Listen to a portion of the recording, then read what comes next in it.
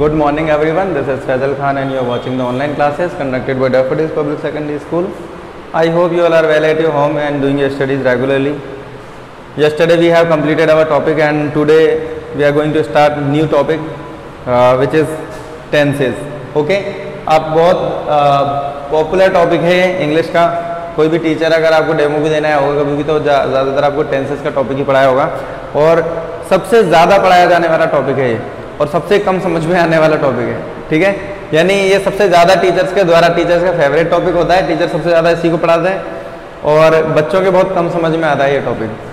बहुत कम इसलिए समझ में आता है कि इसको पढ़ाने का जो तरीका होता है यानी इसका जो चीज़ है, जो मेन चीज़ है, आपके जो एग्ज़ाम में आने वाले क्वेश्चन है उस तरीके से हम इसको नहीं लेते बल्कि हम एज अ ग्रामर. अब देखो इसको दो तरीके से पढ़ा जाता है टेंस को.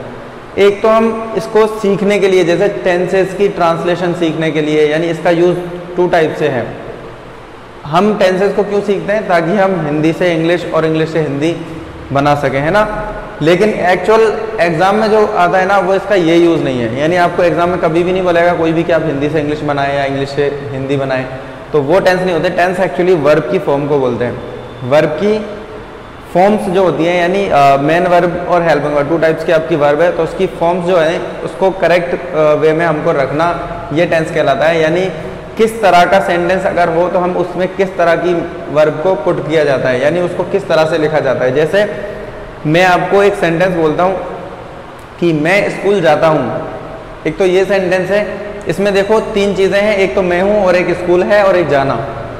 ठीक है, एक तो मैं हूँ, एक स्कूल है और एक काम है जो जाने का काम है, एक्शन है. ठीक है, तो ये तीनों चीज़ों को हम बोलते हैं, एक को सब्जेक्ट बोलते हैं, एक को ऑब्जेक्ट बोलते हैं और एक को वर्ब बोलते हैं. वर्ब मतलब कोई एक्शन, ऑब्जेक्ट मतलब जिस पर काम का असर पड़ता है या फिर जिस जगह पर या कॉम्प्लीमेंट बोल सकते हैं उसके एडवर्बियल बोल सकते हैं.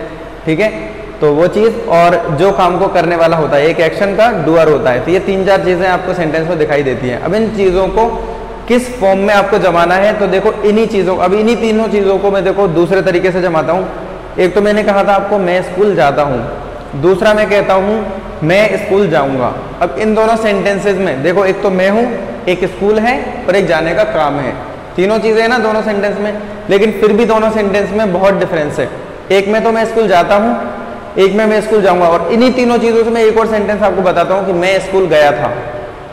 फ़र्क है तीनों सेंटेंस में, बिल्कुल फ़र्क है. एक में तो मैं स्कूल जा चुका हूँ यानी गया था कभी किसी टाइम पे, एक में मैं स्कूल रोज़ जाता हूँ और एक में मैं स्कूल अभी तक गया ही नहीं, अभी जाऊँगा लेट बाद में. ठीक है, तीनों में डिफरेंस है ना. तो तीनों में टाइम का डिफरेंस है. एक तो पुराने समय में किया था कोई काम और एक अभी काम करता हूँ रोज़ और एक काम मैं करूँगा बाद में. तो ये डिफरेंस किस चीज़ से आता है यानी इसको हम इंग्लिश में कैसे शो करेंगे. हिंदी में तो हमने गा लगा दिया, ताहू लगा दिया या फिर गया था लगा दिया. ठीक है, तो इस तरह से हमने वर्ड यूज़ कर लिए हिंदी में. तो लेकिन इंग्लिश में इन्हीं वर्ड को हम किस तरह से यूज़ करेंगे उसको कहते हैं टेंसेज.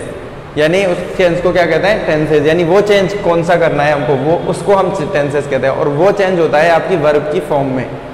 यानी वो काम कौन करता है? आपकी वर्ब. और वर्ब की हेल्प करने वाली एक और वर्ब होती है जो उस काम को करती है मेन, जो पता लगाती है कि इसमें टेंस में काम लगातार हो रहा है या फिर कभी हुआ था या फिर कभी होएगा. किस तरह से उस काम का जो तरीका क्या है वो कौन बताता है? वर्ब की हेल्पिंग वर्ब. तो वो टेंस है, आपको वो चीज़ पढ़नी है. ठीक है, मेन चीज़ आपकी वो है. तो the correct use of different forms of verb is called tense. यानी अगर हम ग्रामेटिकल वे में देखें, अगर इसकी डेफिनेशन देखें तो ग्रामेटिकल तरीके से इसकी डेफिनेशन हो जाएगी वर्ब की फॉर्म का करेक्ट यूज. यानी वर्ब की कौन सी फॉर्म यूज करनी है उसका करेक्ट यूज जब हम करेंगे तो उस चीज़ को हम टेंसेस के अंतर्गत पढ़ते हैं. टेंसेस कहलाता है वो चीज़. ठीक है, तो ये तो आपकी टेंसेस की डेफिनेशन हो गई. अब टेंस में मैंने आपको बताया कि दो चीज़ें होती हैं. अब देखो सबसे पहले टेंसेस के टाइप्स देख लेते हैं. तो टेंसेस में हमको 3 टाइप्स हैं जो नॉर्मल एक माना जाता है. तो 3 टाइप के टेंस होते हैं यानी 3 तरह का समय होता है किसी भी इंसान के पास में. एक तो वो समय होता है जिसमें हम जी रहे हैं, अभी लिविंग है, यानी जो काम अभी चल रहे हैं वो सब क्या है? एक समय है. ठीक है, तो एक टाइम पीरियड है जिसके अंतर्गत हम हैं अभी. ठीक है, तो ये अभी का जो समय होता है उसको हम इंग्लिश में बोलते हैं प्रेजेंट टाइम और हिंदी में बोलते हैं वर्तमान काल. वर्तमान काल मतलब जो अभी चल रहा है, जो सब चीज़ें अभी है ना इस वक्त, वो प्रेजेंट कहलाती हैं. और एक समय होता है जो खत्म हो चुका है, उस पर हमारा कोई जोर नहीं होता, जो काम हो चुके हैं वो खत्म, तो उस समय को हम बोलते हैं पास्ट. और हिंदी में उसको बोलते हैं भूतकाल। उसमें हम कोई भी छेड़खानी नहीं कर सकते, यानी उसको हम चेंज नहीं कर सकते। अब जो हो गया वो खत्म हो चुका, अब तो हम नया कुछ कर सकते हैं, पुराने को हम नहीं कर सकते। तो वो होता है हमारा अतीत या भूतकाल या फिर पास्ट टाइम, तो वो पास्ट टेंस कहलाता है। और एक टाइम होता है जो जिस पर हमारा अभी कोई फिलहाल कोई जोर नहीं है, लेकिन आने वाले समय में हम उसको चेंज कर सकते हैं। यानी अभी हम कुछ हरकत ऐसी करें तो उसमें चेंज हो सकता है, लेकिन वो अभी आया नहीं वो समय कब आएगा? लेट आएगा, अभी बाद में आएगा। ठीक है, फिलहाल जो है वो तो प्रेजेंट है, जो था गया वो क्या है? पास्ट टाइम है, और जो आएगा अभी आगे आने वाले टाइम में आएगा वो फ्यूचर टाइम है। तो तीन तरह से हमने टाइम को क्या किया है? डिवाइड किया है। और इसी तरह से टाइम की तरह से ही हमने टेंस को भी 3 तरह के सेंटेंस बनाने के बाद में 3 तरह से डिवाइड किया है। तो एक तो हम उसको बोलते हैं प्रेजेंट, जो सबसे पहले हमको पढ़ना है, वो तो होता है प्रेजेंट टाइम जो हमारा चल रहा है। दूसरा होता है हमारा टाइम पास्ट टाइम, जो कि हमारा बीत चुका, उस पर अब हम कुछ नहीं कर सकते, वो खत्म हो चुका। और एक टाइम होता है हमारा फ्यूचर टाइम। इसमें हम कुछ कर तो सकते हैं, लेकिन ये काम कब होंगे? फ्यूचर में होंगे, अभी बाद में आएंगे, ये टाइम अभी आया नहीं है। ठीक है, तो ये 3 तरह का समय होता है। ऐसे ही 3 तरह के हमने टेंसेज मान लिए हैं, यानी 3 पार्ट्स में हमने टेंस को डिवाइड किया है। तो टेंस का मतलब, पहली बात तो मैंने आपको बताया कि वर्क को, किसी भी एक्शन को करने का तरीका जो होता है वो टेंस कहलाता है। तो किस तरह से टेंस काम को किया मैंने, वो टेंस कहलाएगा। तो देखो, मैंने काम को प्रेजेंट में किया या पास्ट में किया या फ्यूचर में किया, सबसे पहली चीज तो ये मैटर करती है। तो अगर मैं कोई भी एक्शन है वो अगर प्रेजेंट में हो रहा है तो वो प्रेजेंट टेंस के अंतर्गत आता है। किसके अंतर्गत आता है? प्रेजेंट टेंस के अंदर। कोई भी एक्शन पुराना हो चुका या फिर वो काम खत्म हो चुका तो वो पास्ट टेंस के अंतर्गत आते हैं। और कोई भी एक्शन फ्यूचर में होगा, अभी नहीं हुआ है, वो फ्यूचर टेंस के अंतर्गत आता है। तो इस तरह से टेंस के मेन डिवाइडेशन किया है, वो तो है 3 पार्ट्स में, जो कि प्रेजेंट, पास्ट और फ्यूचर है। अब इन्हीं को हमें प्रेजेंट में काम कैसे हुआ, पास्ट में काम कैसे हुआ और फ्यूचर में काम कैसे हुआ, इन्हीं तीनों चीज़ों को हम अलग तरीके से डिवाइड कर सकते हैं कि इसका तरीका क्या है, इसका तरीका क्या है, इसका तरीका क्या है, इसका तरीका क्या है। इस तरह से प्रेजेंट के काम जो है 4 तरह से हम परफॉर्म कर सकते हैं। प्रेजेंट के एक्शन है वो 4 तरह से परफॉर्म हो सकते हैं। तो फर्स्ट तरीका क्या है प्रेजेंट के एक्शन का कंप्लीट होने का? वो है कोई भी काम डेली होता है, डेली हैबिट। कोई भी काम डेली हैबिचुअल है तो वो प्रेजेंट के इस तरीके में आता है। एक काम होता है जो कि लगातार होता है, ठीक है, कंटिन्यू चलता है, ठीक है, ये हो गया दूसरा तरीका। तीसरा तरीका है जो काम कंप्लीट हो चुके, और चौथा तरीका है लगातार है लेकिन कंटिन्यू, यानी लगातार है लेकिन किसी समय से, बट फॉर अ टाइम, यानी किसी समय से लगातार चल रहा है वो। और अगर नॉर्मल लगातार चल रहा है तो कंटिन्यूअस। अब देखो, ये 4 तरीके से हम काम को परफॉर्म कर सकते हैं। एक तो हम रुक रुक के रोज रोज किसी चीज को हैबिचुअली करते हैं, यानी जैसे मैं ब्रश करता हूं तो आज किया, कल किया, परसों किया, इस तरह से हो सकता है। एक तो काम प्रेजेंट में ही, अगर मैं कोई काम कर रहा हूं तो लगातार कर रहा हूं कोई काम, तो प्रेजेंट में ही उस काम को हम लगातार कर सकते हैं, और प्रेजेंट में ही उस काम को हम कंप्लीट कर सकते हैं, और प्रेजेंट में ही उस काम को हम लगातार किसी समय से करते आ रहे हो सकते हैं।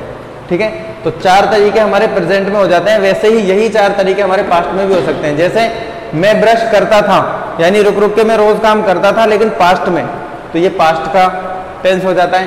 यही दूसरा तरीका जो था कंटिन्यू करने का, वो पास्ट में भी कर सकता हूँ। जैसे मैं खाना खा रहा था तो मैं पास्ट में काम को लगातार कर रहा था।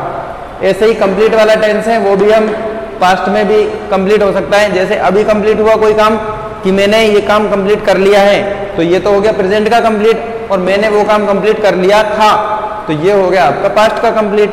ठीक है, ऐसे ही फोर्थ जो टाइप है सेंटेंस का, वो है लगातार रहना लेकिन किसी समय से। तो यहाँ पर मैं कहूँ कि मैं पिछले 15 मिनट से ये काम कर रहा हूँ, तो ये तो हो गया प्रेजेंट का। और पास्ट में अगर बोलूँ इसी चीज को तो मैं कहूँगा कि मैं पिछले 3 घंटे से वही काम कर रहा था।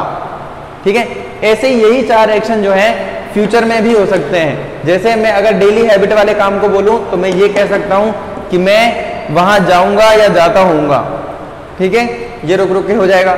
अगर दूसरा एक्शन है कर रहा होऊंगा, यहाँ पर कर रहा हूँ, यहाँ पर कर रहा था और यहाँ पर कर रहा होऊंगा। तीसरा एक्शन है कंप्लीट हो चुका था, यहाँ पर क्या है कंप्लीट हो चुका है, यहाँ पर कंप्लीट हो चुका था और यहाँ पर कंप्लीट हो चुका होगा, तो ये फ्यूचर में भी हो सकता है कंप्लीट। ऐसे ही कंटिन्यू था, जो कंटिन्यू है, कंटिन्यू था और कंटिन्यू रहेगा।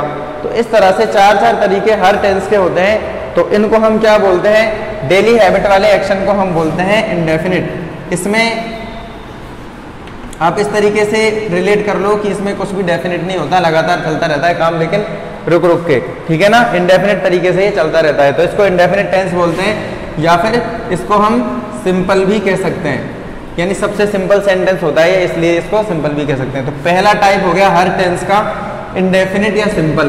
तो हम इसको क्या बोलेंगे, पहला टेंस प्रेजेंट का इंडेफिनिट, दूसरा टेंस पास्ट का इंडेफिनिट और तीसरा टेंस फ्यूचर का इंडेफिनिट। ऐसे एक एक करके तीनों का ये इंडेफिनिट टेंस हो जाता है। तो आपके कितने टेंस हो गए, प्रेजेंट इंडेफिनिट, पास्ट इंडेफिनिट और फ्यूचर इंडेफिनिट, 3 टेंस हो गए। ऐसे ही हमारा दूसरा जो तरीका है कंटिन्यू रहने वाला, उसको हम बोलते हैं कंटिन्यूअस, CONTINUOUS, स्पेलिंग ध्यान रखना। कंटिन्यूअस, कंटिन्यूअस वो वाला एक्शन होता है जो लगातार चलता है। तो इसको भी हम प्रेजेंट के साथ में कंटिन्यूअस करेंगे तो प्रेजेंट कंटिन्यूअस टेंस बन जाएगा, पास्ट के साथ में कंटिन्यूअस करेंगे तो पास्ट कंटिन्यूअस टेंस बन जाएगा और फ्यूचर के साथ में कंटिन्यू करेंगे तो फ्यूचर कंटिन्यूअस टेंस बन जाएगा। तो 3 टेंस ये बन जाएंगे, तो 3 और 3 6 हो जाएंगे, 6 टेंसेज आपके कंप्लीट हो गए यहाँ तक। तीसरा जो वर्ग है वो भी ऐसे ही प्रेजेंट के साथ में, पास्ट के साथ में, फ्यूचर के साथ में, इसको बोलते हैं हम परफेक्ट। क्या बोलते हैं इसको, परफेक्ट। तो ये हो जाएगा प्रेजेंट परफेक्ट टेंस, ये हो जाएगा पास्ट परफेक्ट टेंस और ये हो जाएगा future perfect tense. 3, 3, 6 and 3, 9 tenses हो गए। अब ये वाला जो टेंस है किसी समय से कंटिन्यू रहता है, इसको बोलते हैं परफेक्ट